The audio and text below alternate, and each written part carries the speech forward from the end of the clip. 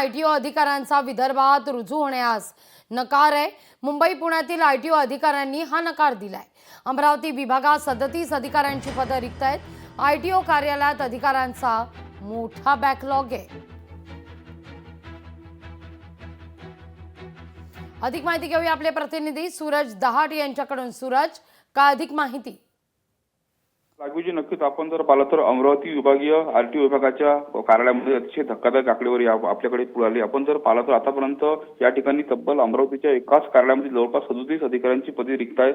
प्रामुख्याने जर आपण जर पाहिलं तर पुणे आणि मुंबईतील संपूर्ण जे अधिकारी आहेत त्यांची विदर्भामध्ये, खास करून पश्चिम विदर्भामध्ये त्यांना कर्तव्यावर करताना हजर होण्यात असते। मात्र त्या ठिकाणी जर पाहिलं तर अनेक लोकांचा विदर्भात येण्यास नकारखंड आहे की काय असं त्या ठिकाणी म्हणावं लागेल। आपण जर पाहिलं तर नियमबाह्य बदली प्रकरणी मॅटमध्ये निकाल देखील या ठिकाणी प्रलंबित आहे। त्यामुळे तातडीने तो निकाल सुद्धा लागण्याची मागणी आहे सर्वसामान्य आणि वाहन चालकांनी केली आहे। कारण का जर पाहिलं तर या ठिकाणी अनेक लोक गेल्यानंतर जे कार्यालयामध्ये गेल्यानंतर लोकांचे काम होत नाही अशी सातत्याने या ठिकाणी तक्रार आहे। तसेच जो महसूल वाढीचा जो परिणाम असतो तो सुद्धा याच्यावर सुद्धा झालेला आहे। त्यामुळे तातडीने जे आहे राज्य सरकारने आणि संबंधित मंत्र्यांनी या ठिकाणी तोडगा काढावा अशी जी मागणी आहे नागरिकांनी आणि वाहन चालकांच्या वतीने करण्यात आलेली आहे। अगदी धन्यवाद सूरज, तुम्ही दिलेल्या एकूणच सविस्तर माहिती करता।